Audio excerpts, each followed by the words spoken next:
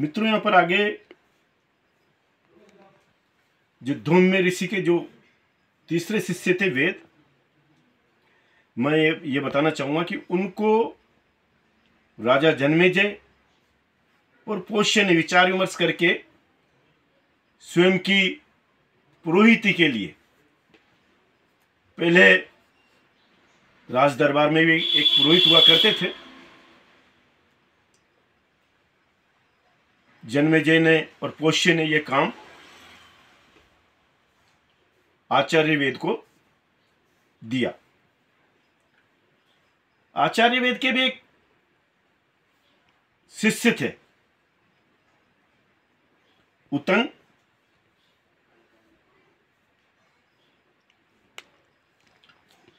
तो उस शिष्य को वो अपने घर की व्यवस्थाओं के लिए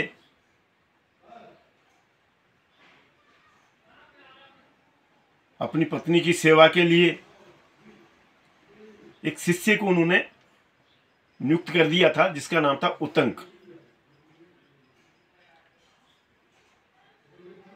वो जब भी बाहर जाते अपने कार्य से तो वो उन्हें घर पर नियुक्त करके जाते थे। उस उतंक शिष्य की प्रतिभा और आचार विचार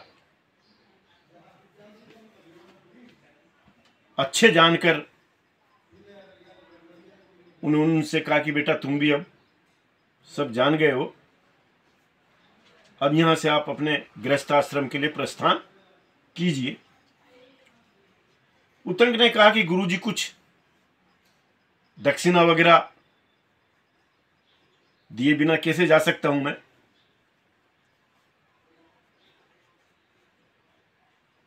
आचार्य वेद ने कहा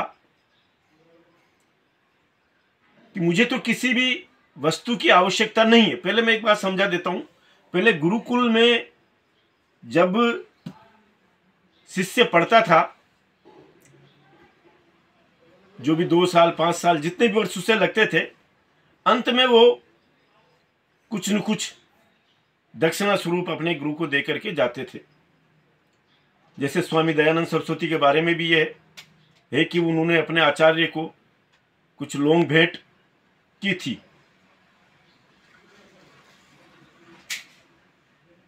उतंक ने जब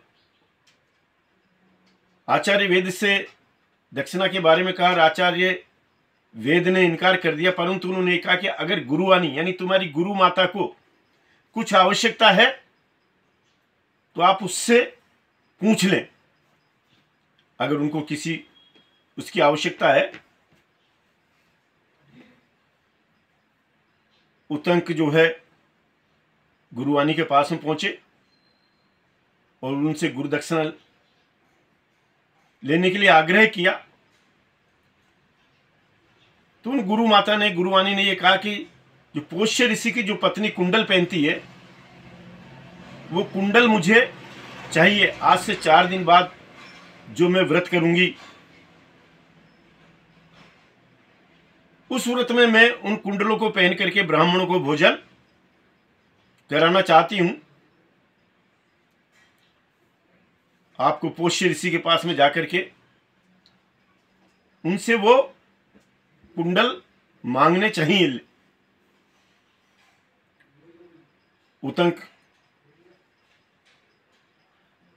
अपनी मां के, अपने गुरुवानी मां के पैर छुए, गुरु के पैर छुए, वहां से पोष्य ऋषि की ओर चल दिए। रास्ते में अज्ञानतावश किसी ने उन्हें एक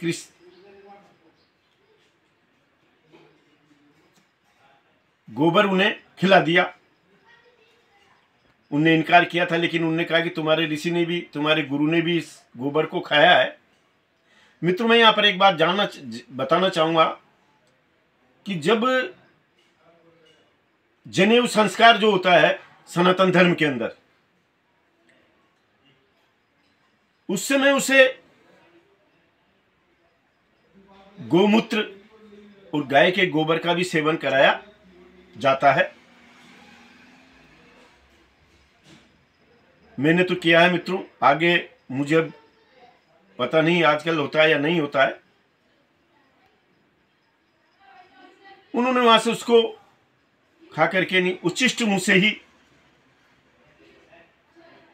पोष्य राजा की ओर प्रस्थान कर दिया।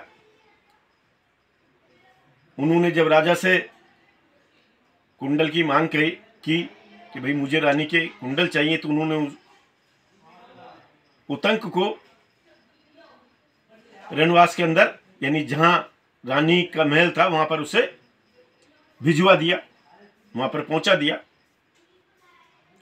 वहां पर उसने उस महल के अंदर कहीं भी रानी नजर नहीं आई। रानी के नजर नहीं आने पर वो वापस पोष्य के पास में आते हैं और उनसे कहते हैं कि आपने हमारे साथ में गलत व्यवहार किया, वहां पर तो कोई रानी नहीं है। उनने कहा कि किसी गलत व्यक्ति को, और जो उच्छिष्ट मुंह हो, झूठा मुंह हो, उस व्यक्ति को मेरी रानी नजर नहीं आएगी, उसको दृष्टिगोचर नहीं होगी, उसको नहीं दिखेगी। मित्रों, ये यहां पर एक बात मैं आप लोगों को बताना चाहूंगा, ये भी एक सिद्धि है। आप कभी योग्य हिमालय पर्वत पर जब ऐसे किसी योग्य गुरुओं के सानिध्य में आओगे तो आपको मालूम पड़ेगा।